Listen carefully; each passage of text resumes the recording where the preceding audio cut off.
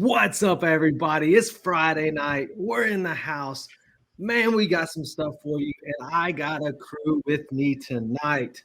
Some new faces, some guys like Joe down there that is here every week, but obviously has a much different background.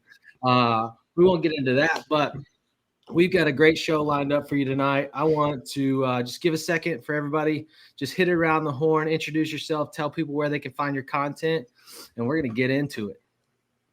Yeah, I'm Timmy. I'm Nubs on Twitter, double NBB, formerly of the JWB Fantasy Football crew.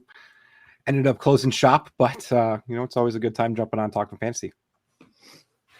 Nice. Joe Frick, thank you for the sweet introduction. Thank you to the people I bought this house from that left a two-car garage worth of stuff, which also included this ring light that I'm using for the show today, so I look extra glamorous. Good to be here. Dad Bod, see you in the chat. Brent, what's going on, guys? Happy to be here. Happy to have some friends on the show. And shout out to the state of Texas for letting Timmy do his thing today. We've had some technical difficulties with Texas the last couple of weeks, but, we figure it out. Shout out to ERCOT. They got it done today. I didn't recognize you without your Instagram bikini there, Joe, with your little ring cam there. Should have broke it out for us. I'm Dan Mader, host of the Operation Domination podcast, the number one podcast on Fantasy Football Advice Network. That's right. We can boast that now. I love the flex, just Dan dropping it in there. We got a couple people popping in the chat already. Dad Bod here. Hey, guys, what's up? Brent Bradford, let's go. Thanks for tuning in, folks. Look, we're going to start off tonight with the rumor mill, okay? And I know there's lots of stuff going on, but, there's some like that, is just nonsense. And so I'm going to start out with this first one. And I saw a tweet the other day. Joe, you actually sent it over to me. And Travis Hunter said that if he did not go to an NFL team that would allow him to play both sides of the football, that he wouldn't play. Timmy, are you buying that? I think he's smarter than that. I think he's smart enough to know he should cash in on that NFL contract, no matter how much money he's made in school. So I'm not buying it. What about you, Dan? Are you in? Always remember, if you ain't first, you're last. That's what Travis Hunter thinks. If you're not first, you're last. I got to do it all or nothing at all. No, of course not. Of course he's playing the NFL no matter what they do with him. I know, right? It's like when you get that paycheck, like if he goes 2 overall to the Browns, which is the current projection, he goes 2 overall and he's going to get that fat contract. Is he going to sit in that room and say, you know what? I'm going to refuse to take this money if you don't play me on both sides of the football. No, he's going to be like, he's going to take the money and he's going to do what they want him to do. And maybe he's going to get a couple packages here or there where he gets to, do something a little bit different, but we're not buying it. Nobody's buying that. Like, you're going to play in the NFL. You're going to get a top paid rookie contract. You have so much going on that it's absolutely bonkers that you wouldn't actually play. Well, I know he's got his bass fishing YouTube channel. That's right. And he's got, all of his other things that he does. So maybe he doesn't need the money. But I think that the football thing is a passion for him as well. So I just don't think you walk away from that. Here's the better question. When his rookie contract is up and the teams are trying to negotiate and they're talking about franchise tag, what do you think he calls himself then? A wide receiver or a corner? More money in the wide receiver. I'm just saying. That's a fair point. Who knows? We got Dad Bob popping in. He's dropping us a question. He says, should I trade Drake London for Jacoby Meyer and Kenneth Walker? Dynasty, Superflex, PPR. Joe, let us know. What do you think? Is Jacoby Meyer and Kenneth Walker enough? So, it's an interesting trade. Jacoby Meyer, underrated player with the emergence of Geno Smith coming to Las Vegas. They have a competent offense of sorts. Obviously, the offense is going to run through Brock Bowers and whoever they decide to take it running back, because it's not going to be the International Hall of Mid that they have today servicing their backfield. But Jacoby Myers, he's somebody that's pretty solid under the radar. I don't like trading young wide receiver talent for running backs and somebody that's 28, 29. So for me, it's a pass. I think London has shown that he can be a wide receiver one. It's probably a fair trade, but it's not something that I would be after.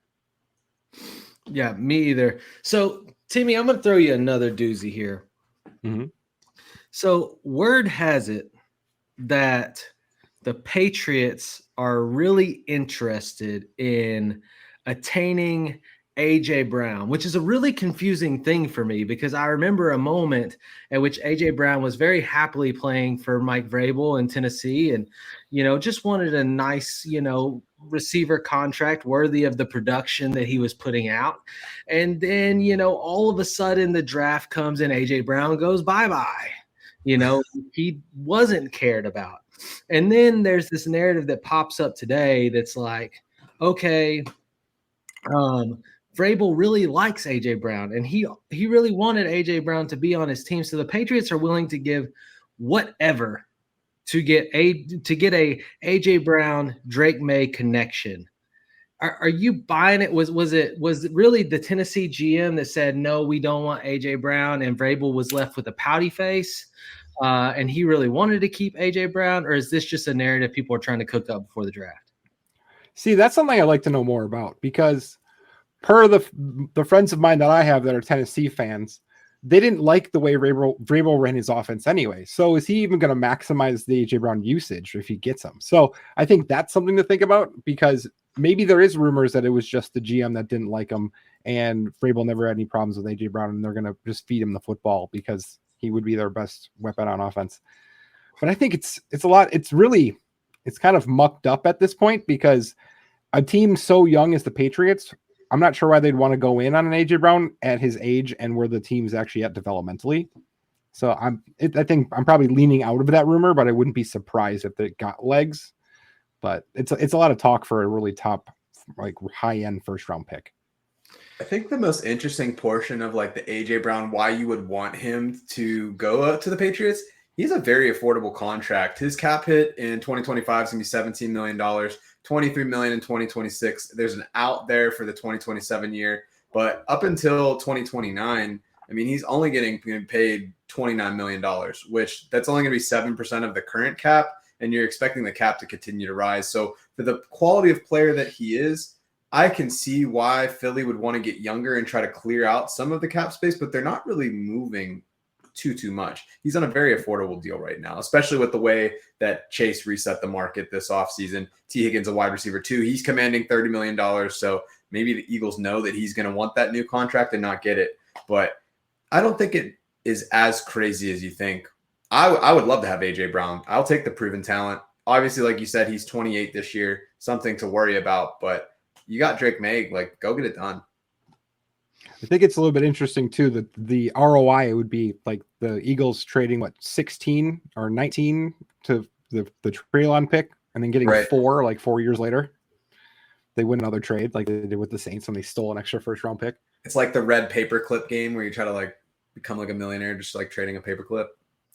Mm-hmm. It is interesting from that standpoint. The only thing I think that story has any truth to it whatsoever is the part where it was very clear when it happened that Mike Vrabel was upset. There was multiple reports about that, how he was upset when AJ Brown got traded away from the Titans. So I do think there's truth that Vrabel, maybe he would love AJ Brown. I think there's very little truth to the idea that the Eagles are really interested in trading AJ Brown, not just for the affordable contract, but this has been the go-to guy for Jalen Hurts. When they need a big play, they hit A.J. Brown. Devonta Smith's a really nice wide receiver, really nice compliment. He works for the A.J. Brown. And honestly, I don't want to see A.J. Brown in a Josh McDaniels offense. I don't want to see him on 3-yard slants all day long. Like, please don't let that happen. I know, right?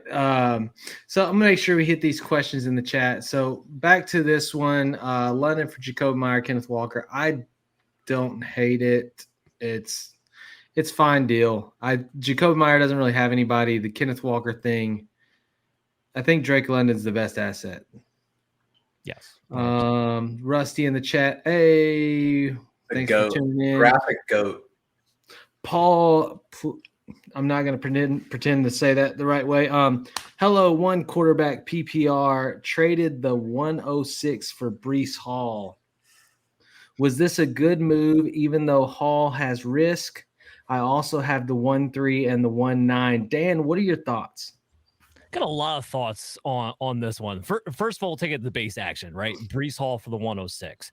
I think that's fair value. I think Breece Hall is somebody that I would like to have on my team.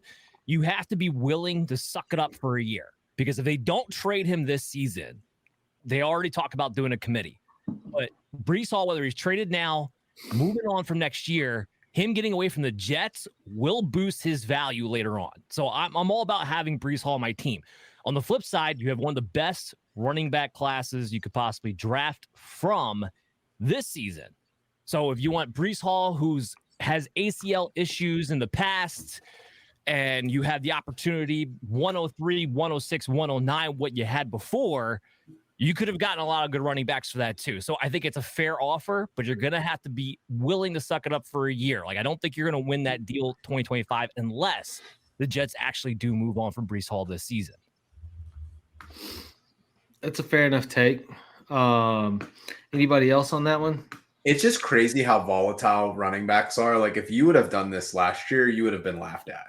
And now everybody's in a panic about Breece Hall, and it's interesting to see just in dynasty wide receivers, pretty stable assets. They have a down year. Like, you're like, okay, like, let me look at the age curve kind of set.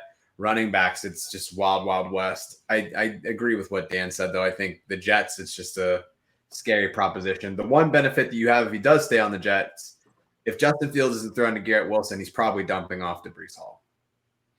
That's fair enough.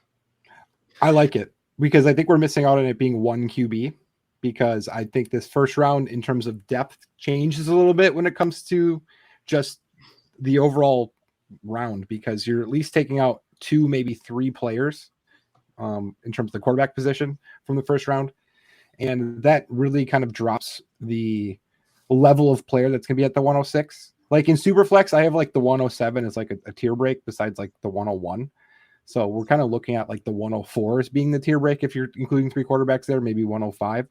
So I think unless someone takes someone that you're expecting to be, or leave someone on the board that you're expecting to be gone, you're probably dropping off from a talent level there anyway. But I'll add this, Timmy, too. I mean, keep in mind, Breece Hall came in the league really young. He's still only 23 years old right now, which is just as young as the majority of the running backs coming out in this draft class. Mm-hmm. Yeah. I like the Breece Hall side on this for sure, though. Yeah, I don't mind it too, because you have the 1-3 and the 1-9. So you're going to lock up one of the top 3. Like, you're probably not going to get Genty. You have a good shot of Amari and Hampton, or you have a good shot at the top talent that adds at the most. You know, like if a Travion Henderson or Quinshon Judkins lands for the Raiders, right, or something like that, where they're instantly going to get work.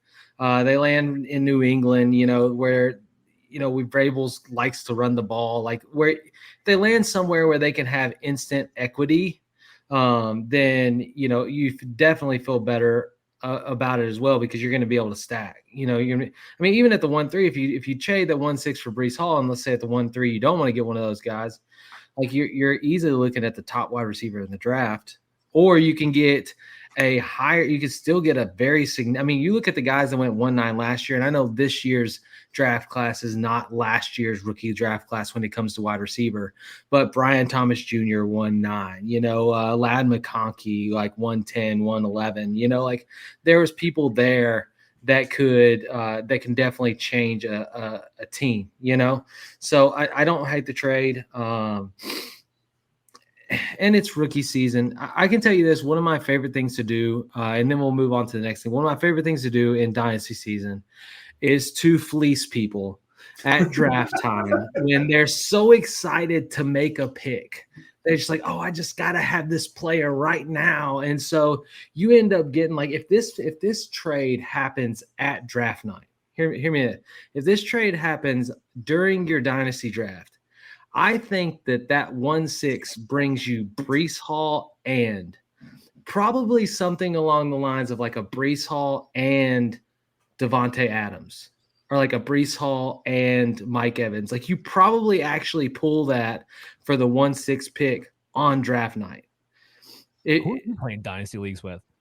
Dude, it's true. Just think of it. Think of the trades that you've seen happen during the draft. It's always something that you go, what the heck were they thinking? Right? Like, it's like, but it's just that it's that high, right? Like, people get excited to draft. I've done it. Like, I mean, I've had it in the third round. I'm like, oh, there's a player I really like here. So I'm trying to figure out a way to get picked like 3-6. And somebody's like, hey, I'll take this person. I'm like, Burks. yeah, but they're like, there's no way I can trade somebody like that, trade that player. But I've pulled, like, I got George Kittle for like the 3-6 like a year ago, in a draft because somebody had a player they wanted to pick there, and I'm like, cool, I'll take George Kittle. I don't care if he only plays half the season; it'll be a great half of the season, and then I have Evan Ingram for the other half of the season. And we lost.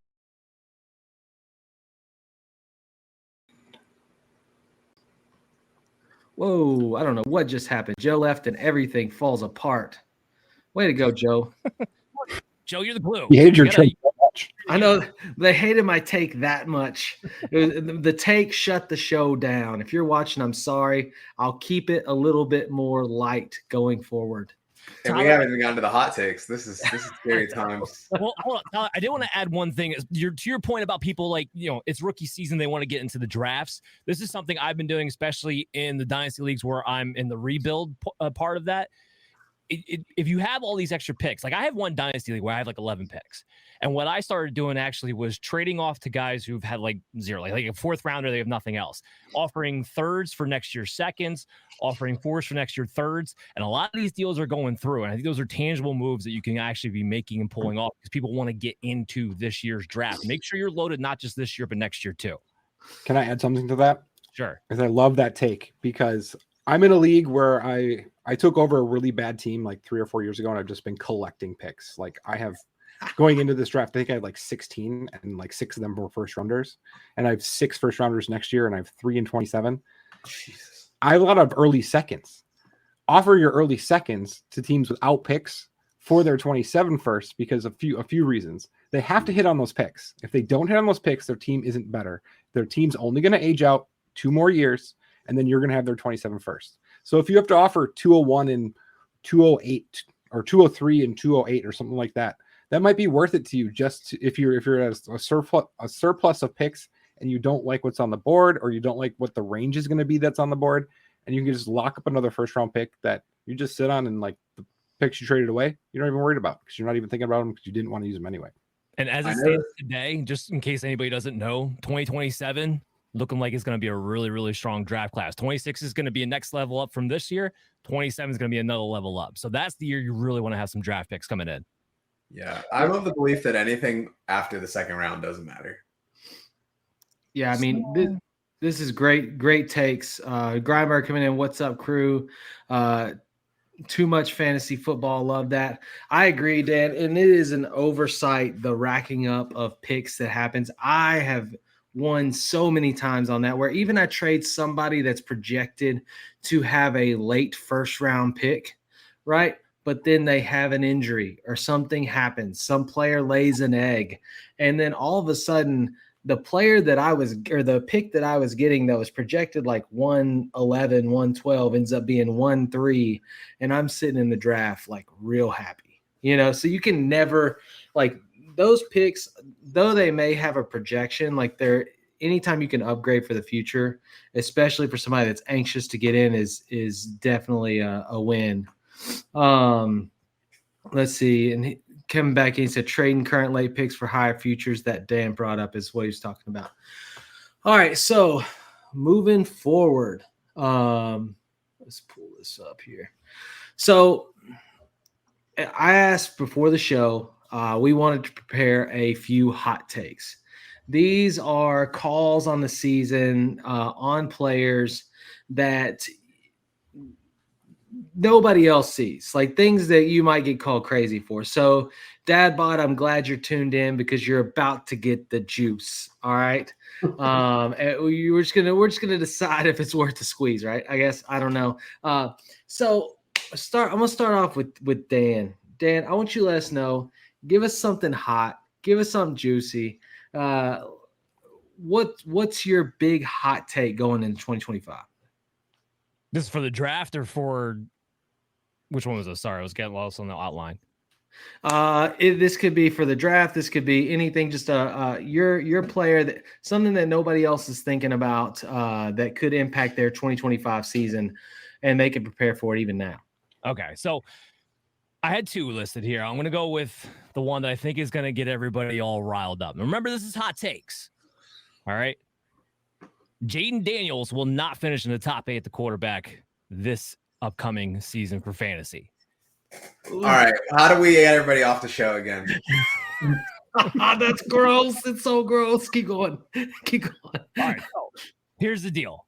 When I look at Jaden Daniels, he is the version of RG3 that didn't blow his knee in the playoffs. Like, think about it. Like, we would have been talking about RG3 the same exact way we're talking about Jaden Daniels.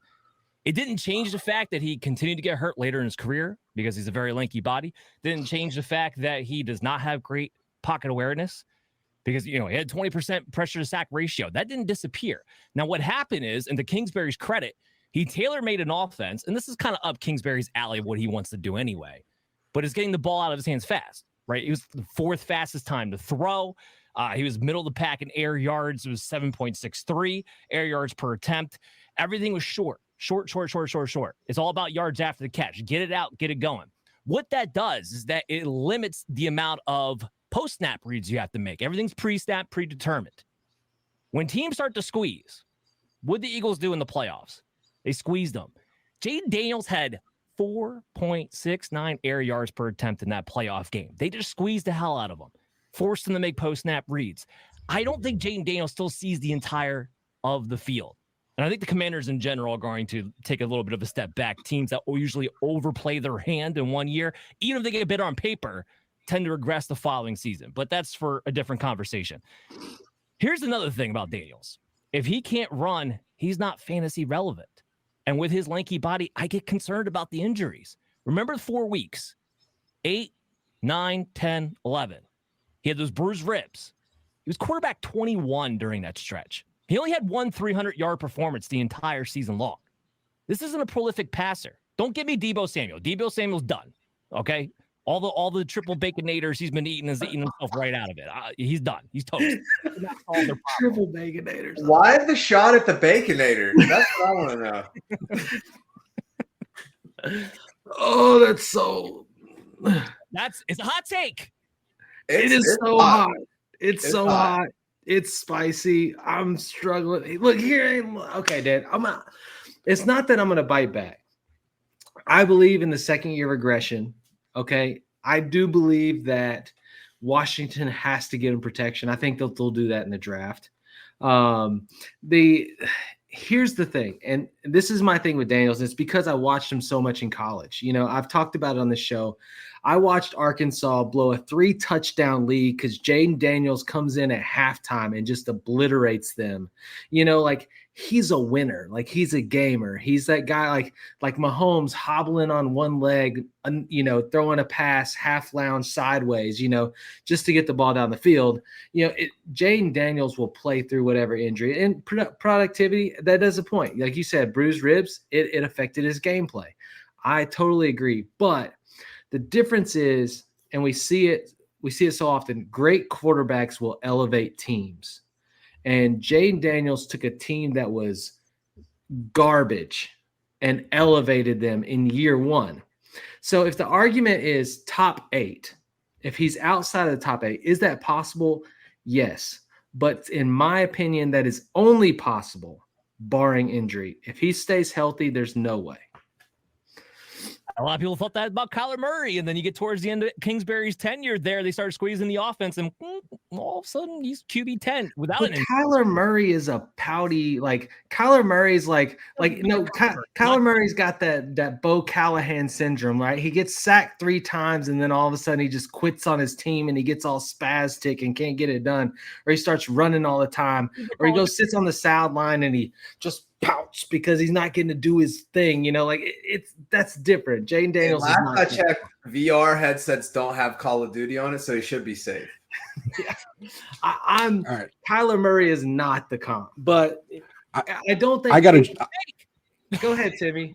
Break it up. I got to jump in here because I'm a Jaden Daniels supporter, and I don't think you can base. I think you can do your best to protect your teams against injury. But I don't think that you want to play that way, because I think that hurts your overall ceiling. Also, Jaden Daniels, it took him till week 3 on a drive that ended in a field goal for them to let him throw a ball that was deeper than a dump off, or a run that was in between the tackles. And then it took into another 6 weeks. I think week 3 was against the Bengals. I think week 9 was against the Ravens. That it was up until the end of the half did they allow him to throw the ball deeper. So I think that the playbook opens up for more opportunities for them to score touchdowns in the red zone, because what was it? It was like 5 field goals to week 1, or 4 field goals week 1, 3 week 2, I think 3 week 3. So I think there's a lot more touchdown upside in this offense than people want to give credit for, as well as Daniels has shown his chops and his ability to read defenses. I think the issue was there was some development shortages when it came to like how he started, because he wasn't looking backside a lot of the play, and the backside receiver was actually winning a lot of the time. That stuff gets cleaned up in film. You have another weapon in Debo, and I think he can really dissect the defense more when he has more actual downfield threats. Also, that game against the Eagles, he had 23 fantasy points, by the way. Well, the second half. Look at the first half and the second I half. don't care. Blake Bortles carried me to a championship as the garbage time king. I get it. Blake Bortles. The other thing I'll add too is that was a playoff Hold game. on. How much does that really Hold help DFS? Joe goes off the stream talking about Blake Bortles. No more Joe for Blake Bortles. No, just kidding. Pray for Joe's internet. Gosh. Reaching in the depths in that one. All right. So, Shout out Allen Robinson.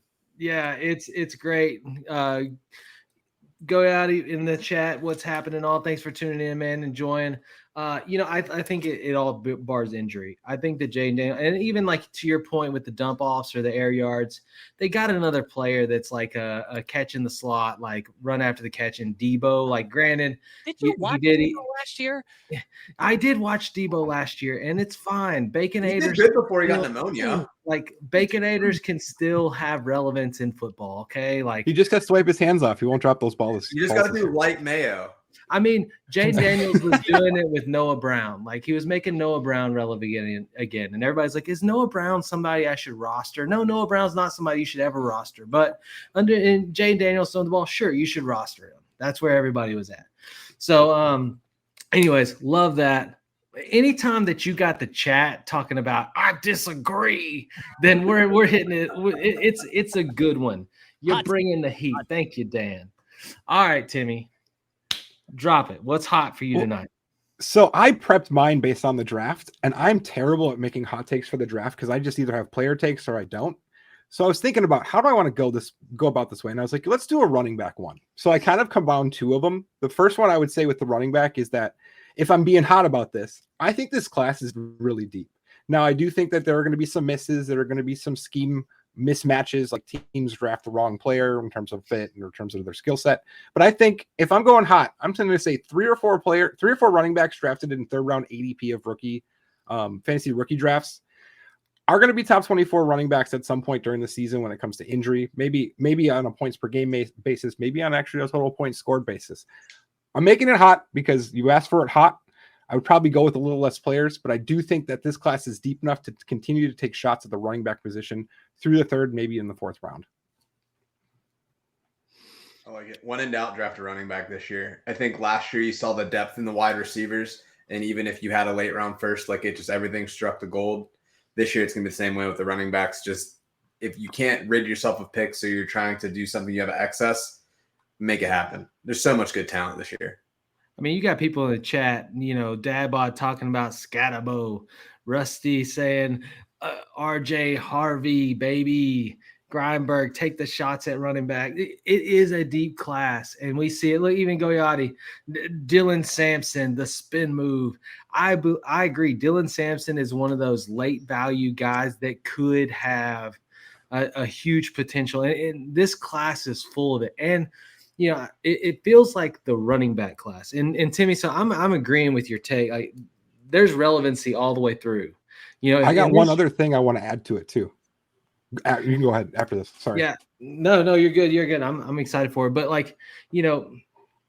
at the run, like it's like we're hitting the changing of the guard in the running backs in the NFL. Like everybody that we followed for like the last 5 years is like fading out, right? And Except for Derrick Henry. Yeah, except for Derrick Henry because he spends $250,000 a year making sure his body's in great shape.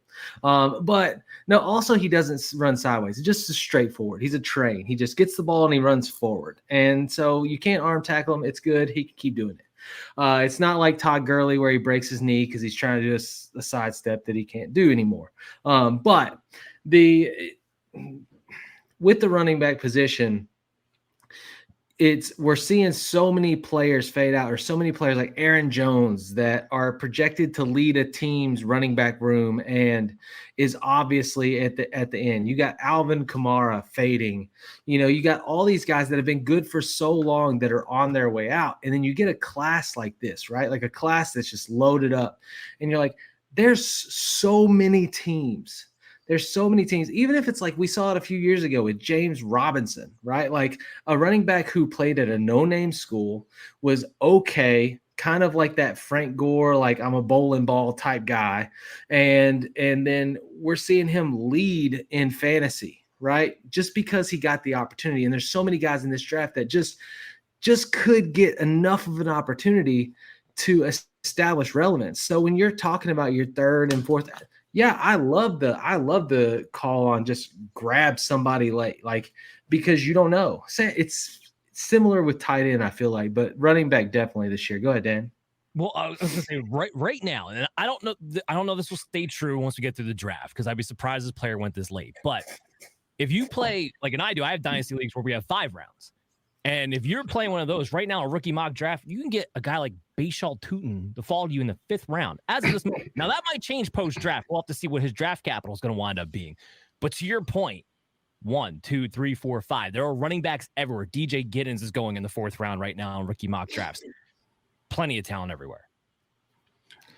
The other thing I wanted to say is that this class is funky when it comes to grinder backs. There aren't that many. And I think my other hot take is going to be, regardless of what you think of him, Ollie Gordon's NFL draft position is going to surprise you. And either could be that he gets drafted really high or he gets drafted really late. So it could be he's a 2nd round pick because some team really likes him as a grinder, or he's really late because he's not. What is this one specific thing that he does really well? And I don't really think we can identify that. I think Ollie Gordon has been one of the largest fallers. Like coming in, it was a lot of hype. And I think through the draft process, he has fallen, which could be a win. I'm personally kind of like you. I'm not really sure how he wins. Like I don't know what he does that is the separator. And Dan, I know you've been watching, and is there a separator for him amongst this draft class that makes him like a hands down, he can do this better than anybody else?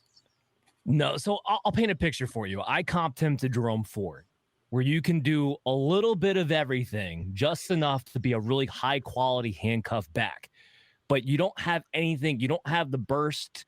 You can catch, but you can't really make linebackers and safeties miss consistently because he doesn't have the elusive hips that you're necessarily looking for a great receiving back.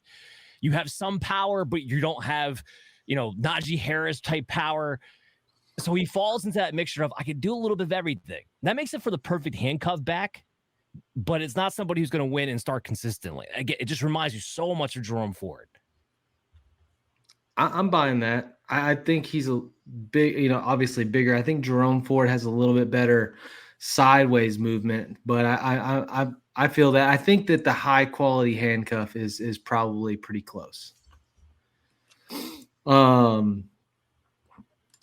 no, love both of those, Timmy. What you got for us tonight, Joe?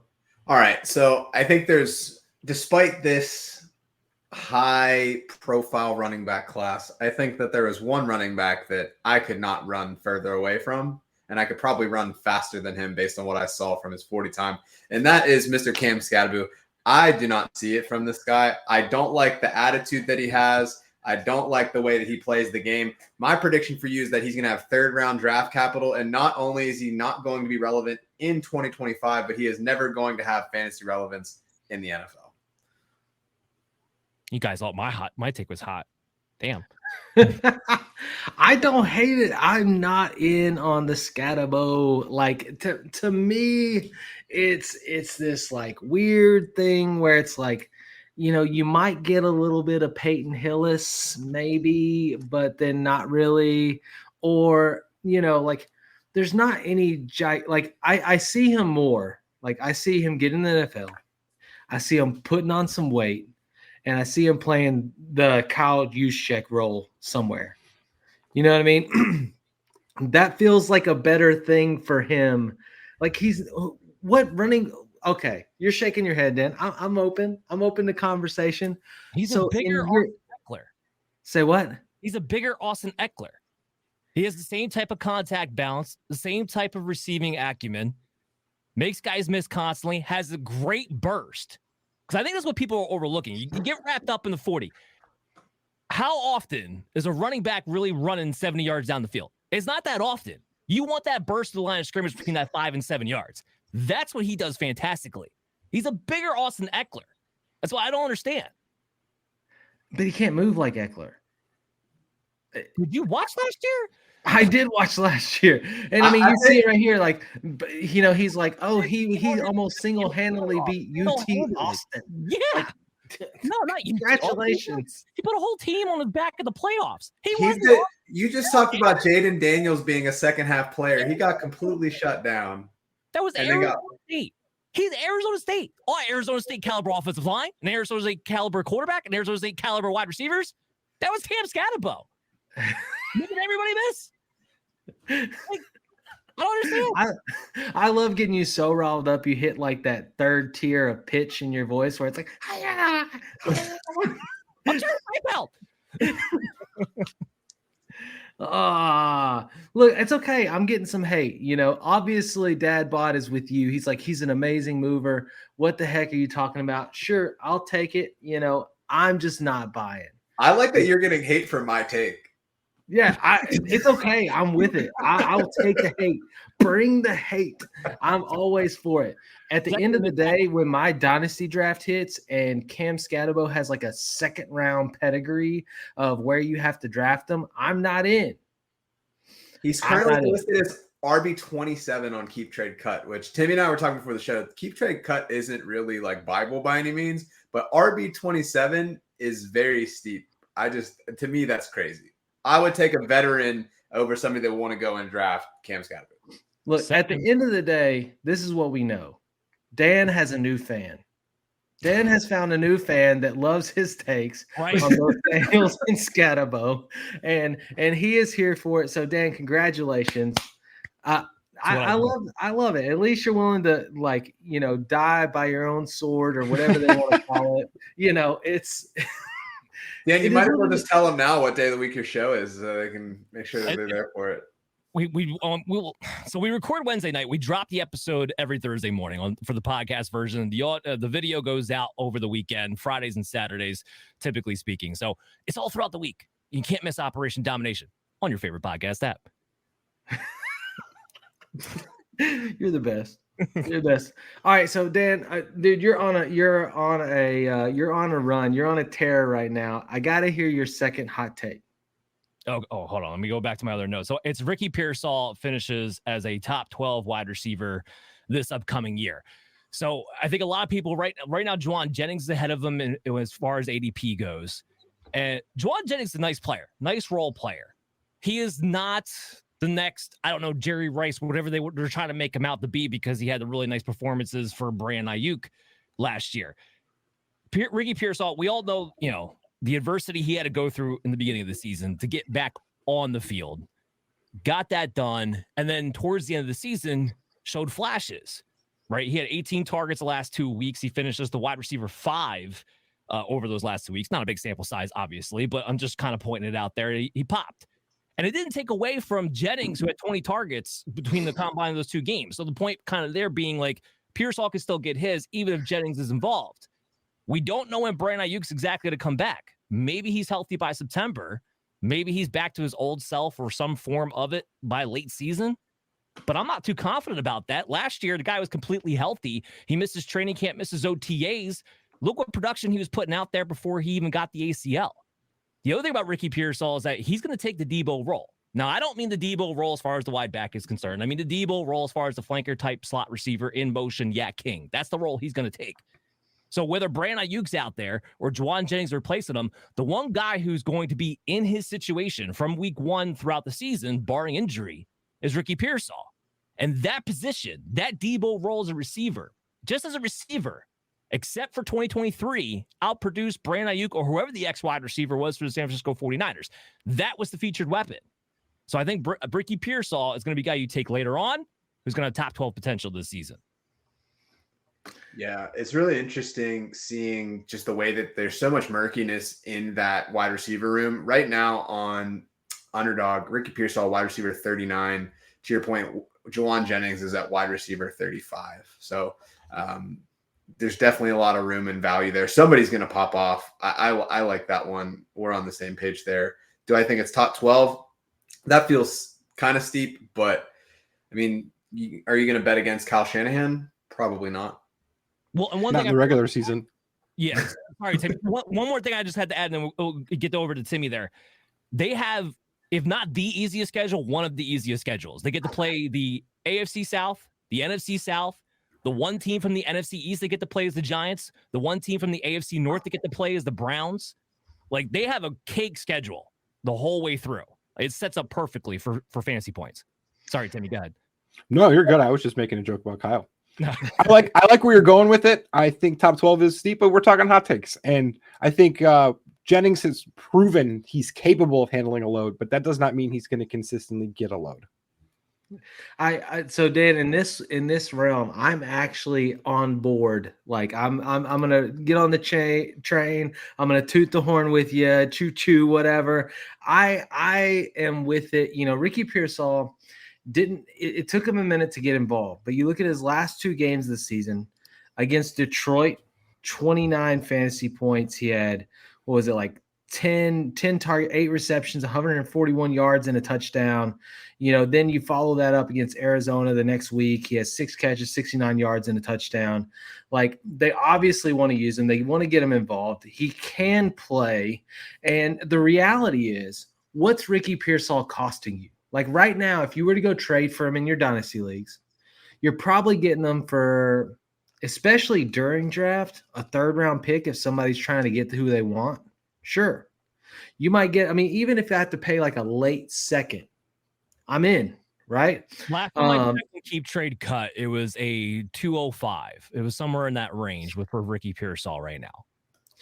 205 seems about right for what the projection is, but even then, on the rise a little bit. The even would be, it's like a late 1st at this point. But in like, especially like in best ball formats or like, you know, in your redraft drafting now, like there with the rookies infiltrating the draft, like he's fallen. I mean, you're probably getting him late, you know? So I love that take. I love the opportunity there for him. I think that team's, you know, obviously going to be thirsty for some weapons at the receiving game. And, you know, Purdy is one of those guys. He's going to lean on who he's comfortable with. At the end of the day, he's going to lean on who he's comfortable with. At the end of the season, he started getting comfortable with Pearsall. And if they start out any kind of bit strong in the beginning of the season, you'll see it all season long. Like I said, it just hopefully they both stay healthy. But speaking of that, that's going to move us to our next segment of the shows. And you guys in the chat, if you're in, hit the like, hit the sub. We are going to talk buy, sell, holds. These are the players that, you know, are really, and if you have guys that on your dynasty's team that are really like you're perplexed on, you're like, you know, I'm really debating on this player. I don't know if it's time to sell him, if I need to hold him one more year, you know, what's my best value? Drop them in the chat. We're happy to hit them, and we're going to hit some of the ones that, you know, everybody's already kind of talking about. So that being said, we're going to start off, and I'm going to pull one off Joe's list. Saquon Barkley. Okay.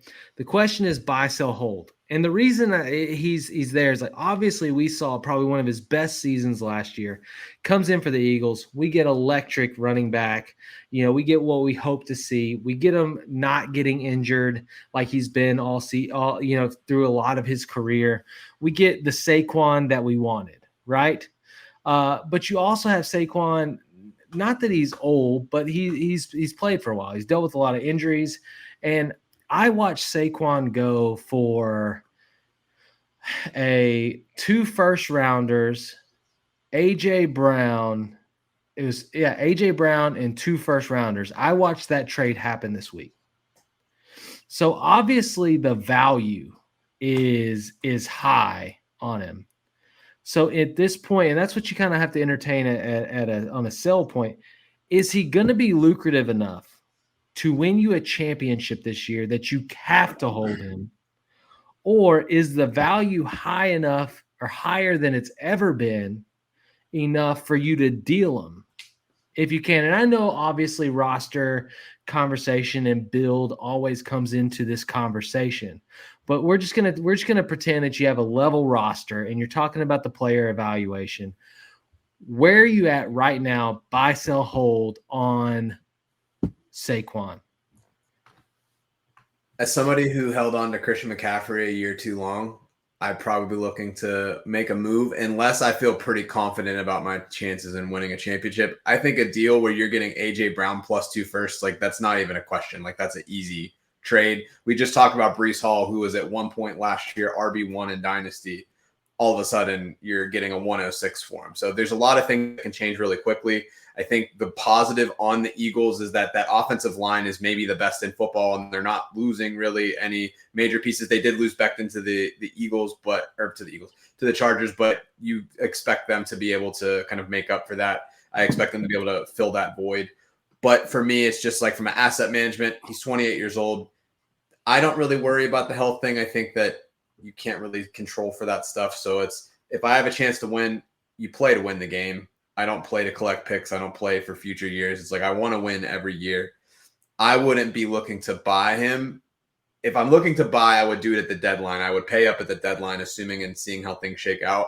But if I have an opportunity to trade him for pretty much like the 101 or say like a nice package like you were mentioning, I would jump on it. Interesting, and I don't know, Timmy, Dan, you're free to jump in. Just hit the hand raise if you have something really hot here. It's almost to me, and I deal with this with McCaffrey. I have a ton of McCaffrey shares, and like it's like some players, it's like their value is like with McCaffrey, like you have injury, you have this, you have that may deter value, but you realize what he's capable of. And there's few players where I'm like, you know what? I'm just gonna keep this player on my roster till they die and leave the league. Like this is my what they call your ride or die. You know what I mean? And And Saquon is almost worth that. Like he's almost like the reality is he could have 2, potentially I would say 2, depending on how he takes care of himself, even longer, but at least 2 more seasons like that. I mean, I think the Eagles used him well. I don't think he had to carry their offense, which is what he was having to do with the Giants, which is why he was always banged up.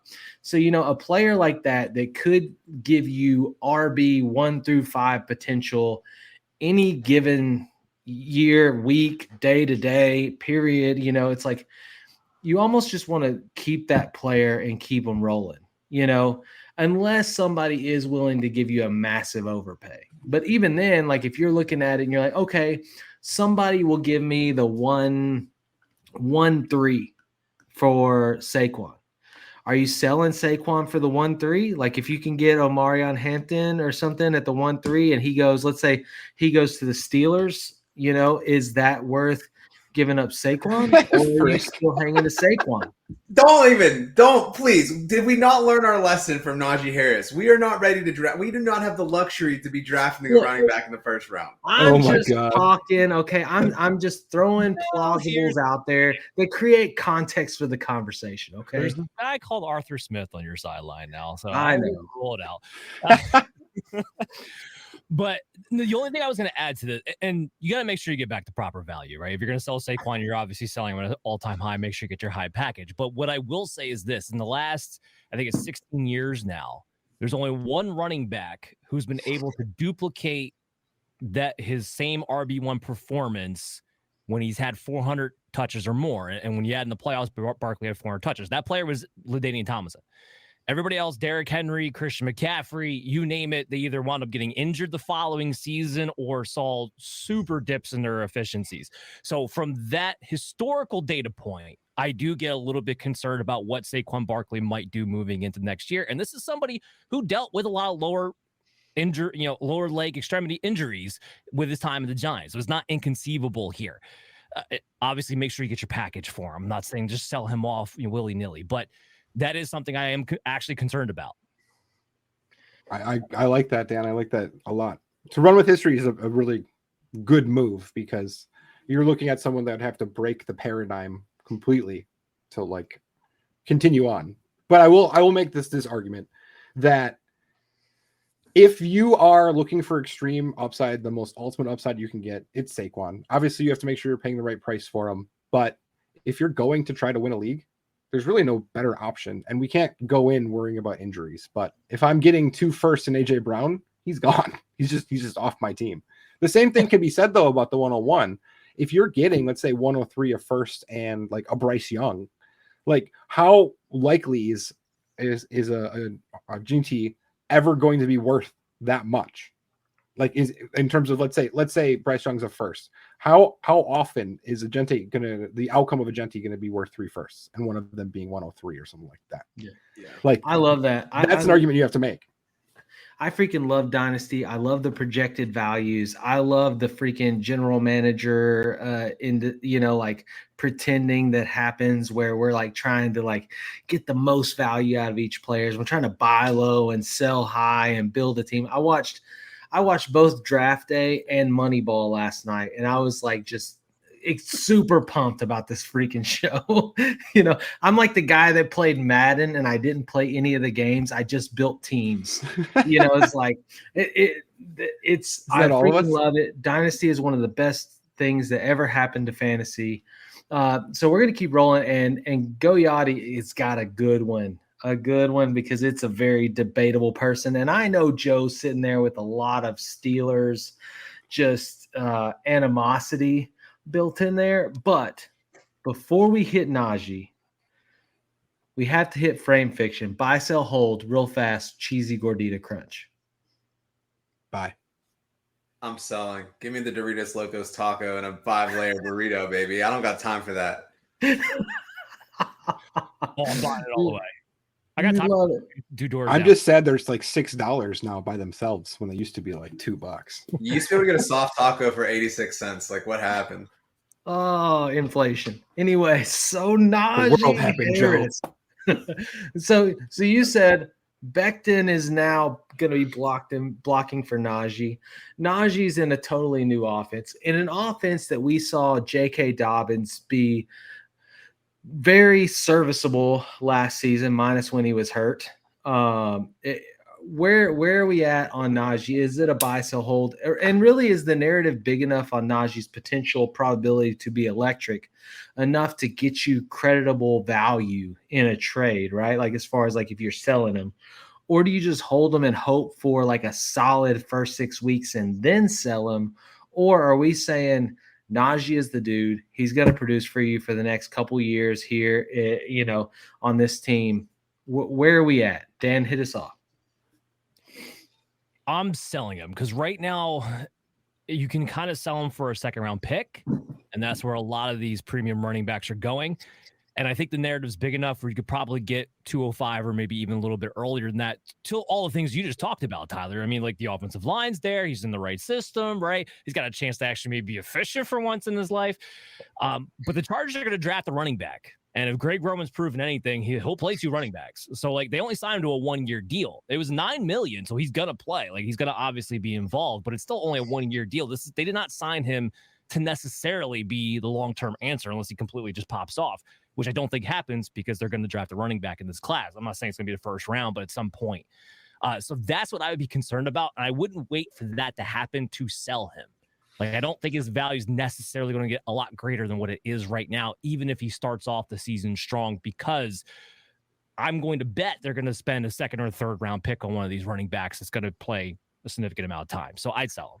So really, and you're trying to sell him now. You're trying to sell him pre-NFL draft. Yeah, I think his value is higher now than it would be later. Well, if you're watching, you better get in your sleeper app or your ESPN app now and start working. What about you, Timmy? Where you at? See, my feeling on Najee has always been it depends on the price. I bought him for $209 like a year and a half ago, and I think $205 is like an adequate value, especially him being the starter in with the Chargers. No, like a second round pick for a starting running back that has the potential, in my opinion. I think Najee's points should be really focused on his touchdowns. Yes, whatever else he gives us is kind of extra, but he does in a 2-touchdown game, he does give you the opportunity to hit 20 points. And for a second round pick, that's pretty good. And in my opinion, the way I've evaluated players so far, I have like a 14 player, like first 14 players I have in a different group than the rest. So for me, 205 is really a negligible pick unless like players fall into really great landing spots where I'd rather trade 205 back and get multiple thirds and take 2 running backs there. But I don't really hate giving up 205 to secure a Najee Harris in a Chargers offense. I think should be pretty good next year, but I also understand the risks to that. But in the same way, it's kind of where I'm framing where I have my player evaluations anyway already there, and 205 is kind of a dead spot for me. Well, I think it's kind of what makes it like the right value, right? You know what I mean? Like you kind of see it either way at that spot. So if you can get more than that, fantastic. But yeah, I mean, look, I was super excited about it at first until I started thinking more about it. I was like, they're going to draft somebody else. It's going to be someone high, and it's Greg Roman, and it's going to be like a 35-40 to 50-60 split. And it's like, oh, it's going to be so annoying. But I'm with you. Like, the Chargers offense should be really good this year. And you know what this reminds me of? James Conner in Arizona. And everybody was like, oh, man, they drafted Trey Benson. Like, it's the end of James Conner. They're going to do all this stuff. I'm buying Najee. I love Najee Harris. He has never missed a game. He is the only player in history to have 1,000 yards each of the 4 seasons. Availability is your best friend in the running back position because he is going to have pole position in that room. Will they maybe add a second running back? But he's not going to let anybody else get on the field because he doesn't get hurt. So for me, the biggest concern, and Dan pointed this out, being that it's a 1-year deal, he's in a great situation this year. He could be playing for the Jets next year. Like, it could get ugly really fast. So that's kind of the risk that I see. I'm not worried about a rookie come in and usurping, even if he's in a timeshare. We've seen him in a timeshare already, and he's put up 1,000 yards every time. So to me, it's like I would buy at the 205. I would probably be willing to go up to probably like an early 2 if I had to. But I feel good about Najee. I would probably wait until after the draft, to the same point that Dan's saying, hey, like, do it now. When they draft that running back, and everybody's like, oh, man, like, I can't believe it. Scottabue in the 4th. Yeah, and it's like, oh, here you go.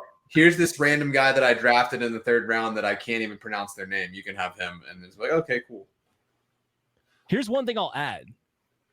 If Najee Harris can get back to catching the ball consistently, then throw out everything I said. So from that standpoint, because Justin Herbert has a history of throwing it to the running back, and he's been missing that since his rookie year because, well, Jalen Warren had to take over that kind of role. You know what I mean? So like, he has that acumen. It's just going to depend on who they draft. Like, I'm really worried they take like a Caleb Johnson or something like that. Like, I'm really. You shouldn't be worried then. Yeah, exactly. Caleb Johnson's not very good. Oh, God. That's going to strike some chords. There it is. Hot take. Hot take. Waiting for hot takes. Ooh. I will trade you Kam Scottabue for Caleb Johnson. Straight up. Wait, where have I owned Kam Scottabue to make a trade with you? I have him. I'm trading him to you for Caleb Johnson. Oh. All right. No, I don't know about that. Like it. Make that offer to Tyler. And a crunch wrap. You know what? I might trade you Scottabue for a crunch wrap. I'm in. Just give him a Traylon Burks signed jersey. He'll give you whatever you want. Collusion. Okay, so moving off Najee, I like the talk. You know, obviously there's a little bit of play here. If I can get something high for Najee, I mean, he's 27 years old, and not that age is a huge defining factor for running backs or anything like that. But, you know, like you said, he's had good production. I don't know if we'll see. Like, to me, he's a big we'll see. And, like, I do believe after the draft, if they draft a running back, his value definitely declines on what you can get out of him.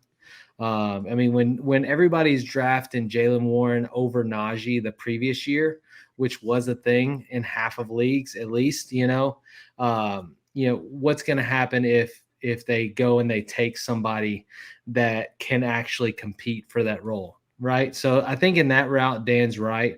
It's kind of that risk, like you either hold your cards and hope for the big push, because if they wait till like round 6 or 7 to take somebody, Najee's value obviously then increases even more. So maybe that what would have been a 2-4 or a 2-5 this year during this draft ends up being a 1-something next year if they don't take anybody that can compete. It's just kind of the risks you play. But I mean, we're going to move on to another player. We've only got, we've got very little bit more time. So I want to hit at least 2 more. So we have to kind of make these takes quick here. But there were some really good ones dumped off. And one of the big ones for me was Chris Olave. Chris Olave came in as a superior talent. We've seen him perform at high levels. There's the quarterback conundrum that has existed for New Orleans for so long now. And even now, there's all the stuff that they're saying, oh, Derek Carr's shoulder, elbow, whatever, maybe shot. And we're wondering if we're going to see Spencer Rattler or Shadur Sanders this year at quarterback for the Saints. And so what does that do for your Olave shares? Like, obviously, the talent may be there, but is the position there? And is his value really right now too low to even try to sell? Where are we at on Chris Olave? Who'd you want to take it? No, I see the fact that it was silent for a good second means it's a good question. So where are we at? Go ahead and hit us off, Dan. Well, I actually had him listed as one of my buys. Right now, he's got a lot of bad narratives, right? You have the concerns about the concussion, which is real. Like, he's had multiple concussions. That is something you have to think about. But now you also have the whole fiasco with, what's going to happen with Derek Carr. He's having shoulder injury. He's going to miss the season. He's not going to miss the season. If he does miss the season, who's the quarterback situation? This kind of reminds me, like, earlier in the show when I was talking about, like, the Breece Hall trade, how I said, like, it may not work out this year, but it's going to work out the year after. That's how I feel about Chris Olave. Even if it doesn't work this year, it's going to work the year after. Kellen Moore features his wide receiver 1, Mari Cooper, CeeDee Lamb, A.J. Brown, Keenan Allen, all had fantastic years with Kellen Moore. That's what he does. And what I'm really excited about is, what did he do with all those receivers?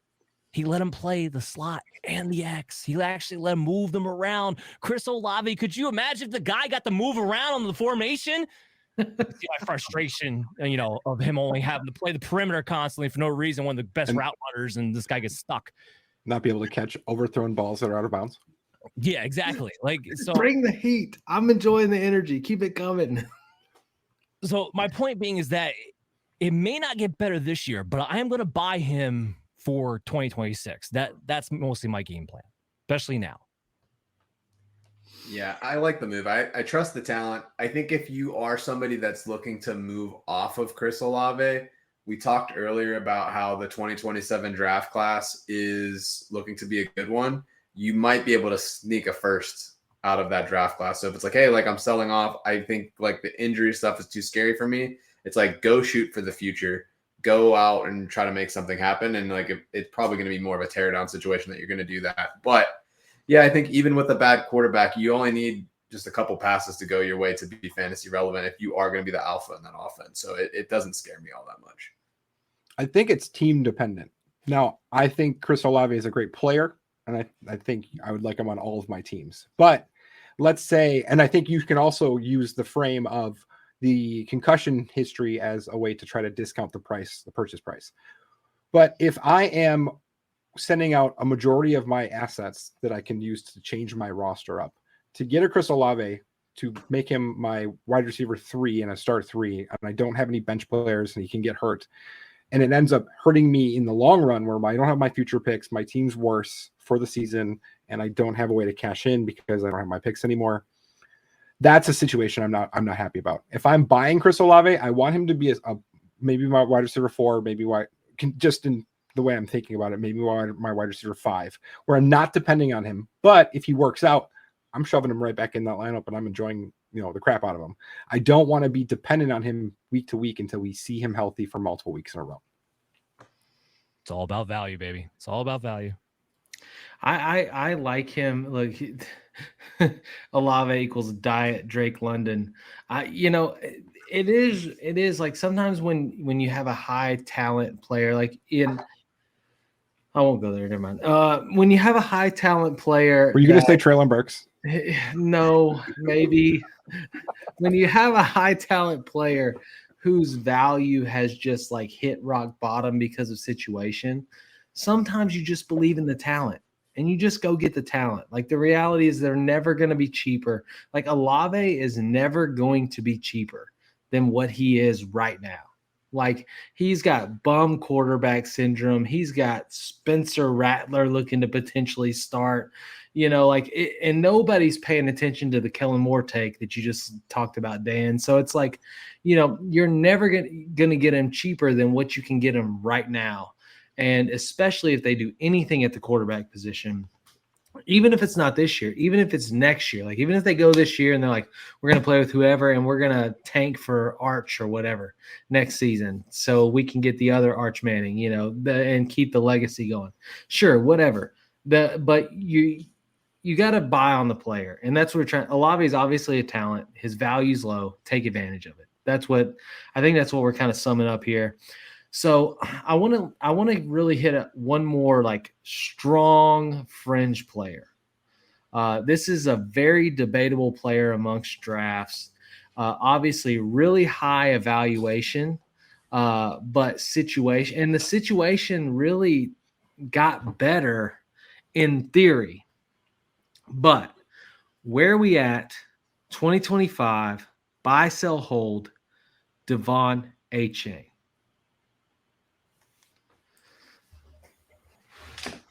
Because I can tell you, underdog, everything else has him really high.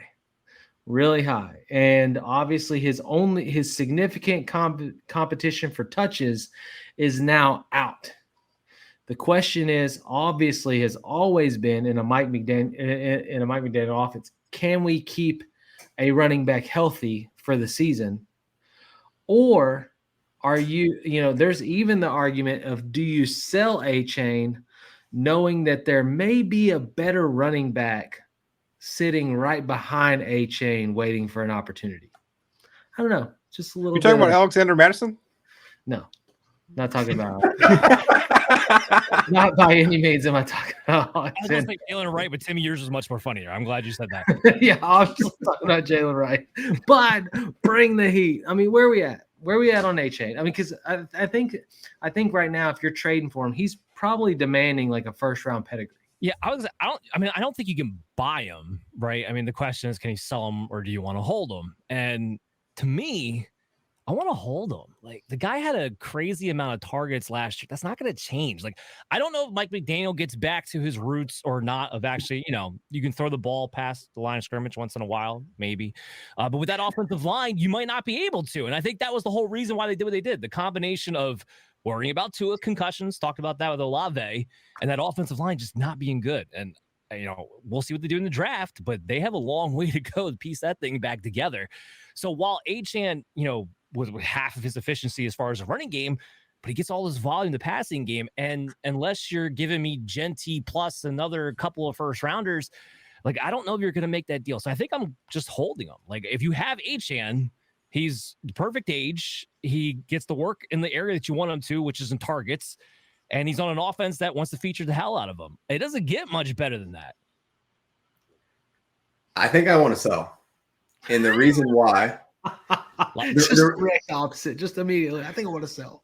The reason why, and I think Dan has talked a little bit about why there is some protection against this, being that he is a pass catcher, is that there is a strong correlation between running back performance in fantasy football and the quality of team that they play for. So if you play for a team that wins, you're going to be a running back that's going to do more because you're going to be on the field more. They're not going to be passing the ball to play catch up. Like there's just a positive correlation between the teams with a winning record and the running back position in fantasy. That is what it is. Now, I don't think the Dolphins are going to be very good. Tyreek Hill is aged out. Tua, we don't really know what's going on with him anymore. So for me, it's like if I'm looking at the values that you can get, if I can trade Achane for, say, Garrett Wilson, sign me up for that all day. That's the current keep trade cut value is Garrett Wilson, the 104, 105 in Superflex. So in a draft where you have depth at the running back position, I can still draft my Achane replacement. If I have a need for a wide receiver, let me go get an alpha wide receiver that's young. And I feel like, to me, that's going to be a net win. So I think he's at a peak value, RB5. I get that he's only 23. I get that he's the prominent role in the offense. But I don't know. I just don't see it long term. And like I said, running back year over year is just so volatile. The Dolphins seem like they're trending down. So even if he is going to be the featured the running back in that offense, I don't know if I want a part of that for the next couple of years. Whew, it's so tough. 23-year-old RB5, second year in the league. He finishes RB5 over 1,400, almost 1,500 all-purpose yards. Oh, it's so difficult. What if you trade him away? If you sell him, what do you get? Like, what's worth it? I mean, he finishes like he did last year, RB5, with somebody else in the running back room. Not to say that Mike McDaniel won't use other people, but what's the price? If you have Achane and you're selling him, what are you trying to get? What's enough? What do you think, Timmy? Well, Frick is speaking to my soul, okay? Because I love trading running backs for wide receivers. But I think Achane is one of the only 5 or 6 running backs that truly actually matter. I understand that, not counting rookies, but a lot of the other ones are kind of interchangeable, and Achane's one that kind of stands apart. So if I'm trying to win, I'm probably not selling him. But if I'm selling him, I definitely want to try to shift into kind of the similar tier wide receiver, where I have Achane in one of the top 2 or 3 tiers, depending on how they kind of fall, but he's top 6 for me. So I'd want to try to fall into that top 10, top 6 type of wide receiver if I'm making that transition. Even though the window might be considered shorter, I can sell on what would be considered a very high ceiling for the running back. But if Keep Trade Cut has him at 1.4 evaluate, Garrett Wilson 1.4, 1.5, are you trading Achane for the 1.4? Is there absolutely not? Absolutely not. I would want a proven player because you already can see what he can do at the running back position. So it's that's why I would go in the receiver direction. Because it's all right, I'm getting a proven player at another position to kind of rethrow the lottery pick. It's just all right, well, if you trade him and then the guy that you pick up is a bust, well, then you're trading him hoping that he can return the value for the running back you already have. Well, let's make this real relative to right now because the draft's coming up, right? Timmy, would you trade? Let's say this is post-draft and Genty goes to the Raiders. Would you trade Devon Achane for Genty in that scenario? I probably would. I think the scenario really matters, but I have to realize how good Achane has been, but also I have to realize how good Genty could be as well. But I don't think there's any other running back I would go straight up for in this class whatsoever for. And I'm not trading Tet for him. I mean, I'm keeping him over Tet. So agreed. Gilliardi said, "Night, gents. I'm buying the A train before his Austin Eckler type season streaks start."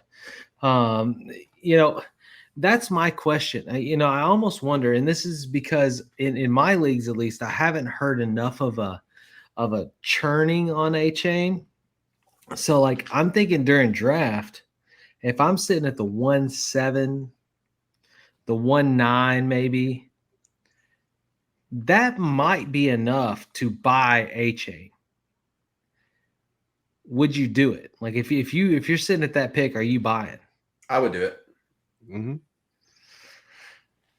So there you have it. guys, if you're during the draft and you have somebody messaging you and they're trying to get your 1.7, they're trying to get your 1.10, your 1.9, whatever, buy.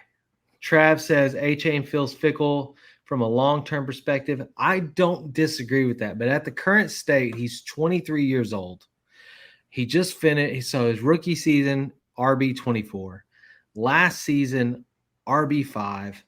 1,500 all-purpose, 12 touchdowns. That's the kind of production you're looking for. And even if they do bring some, or even if Jalen Wright starts to do Jalen Wright things and everything that we hope he can be, at that point, it's still a question mark of, what's the value and does it really matter? And so if you can get Achane late, especially like a late first rounder, or even if you have somebody that's trying to get rid of him and you can get him an early second, deal. That seems to be the consensus. But if you can get Genty at the 1-1 and he goes to a team that's relevant, maybe you don't. Where we're at. So anyways, it is 15 minutes past the hour, and I agree with Trav. Jalen Wright is going to be dope this year. I'm really excited about that. Jalen Wright is a deep buy. You could probably get him for a 4th-round pick unless somebody thinks that they know their stuff, and then they're probably holding. But if you get somebody sleeping, you might just win your league, especially because, again, in what season ever has Mike McDaniel been able to keep a healthy running back room? Last year. No, his main running back was injured all season. It's like he can't keep San Francisco. We saw multiple running backs grace the starting role presence because they couldn't keep people healthy. It's his thing. I don't know what it is about him. I don't know what he does is exactly that separates him, but he cannot keep his running back room healthy. They end up going with whoever at the end of the season.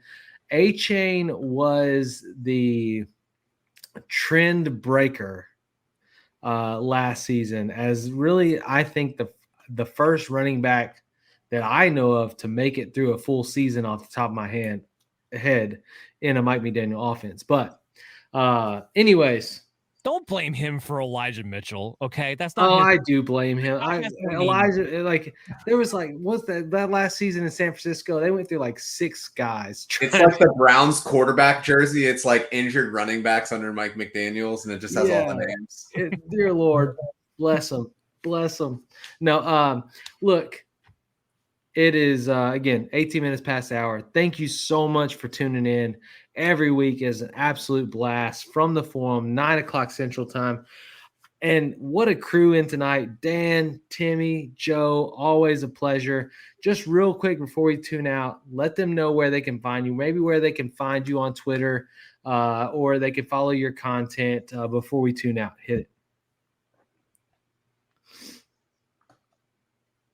Who do you want to go first? You can start us off. It's okay. Oh, I'm sorry.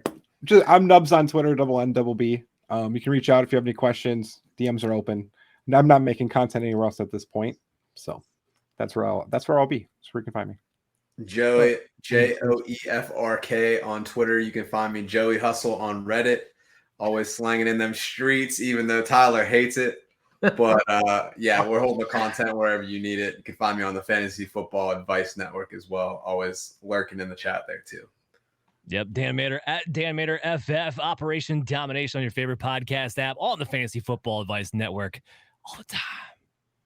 That voice is. I really got to work on my radio voice. I know, it's so silky smooth. I gotta look. I was literally thinking about last night. I was like, man, I gotta deliver these words with more enunciation. I gotta raise and lower my voice. I gotta bring the energy. That is, especially when we on a show with Dan Mater. The voice of angels when it comes to podcast hosts. Now, seriously, thank you guys for tuning in. It's always a pleasure. We'll see you next week, 9:00 Central Time from the forum. Have a good night and good luck in your drafts. We out. We are here. FantasySportsAdvice.com, offering the best fantasy sports social media platform. Why join endless Discord communities or the trolls of Reddit? Fantasy Sports Advice is a community designed to help you win with 24/7 support. Go to fantasysportsadvice.com and become a pro member for unlimited access. Again, go to fantasysportsadvice.com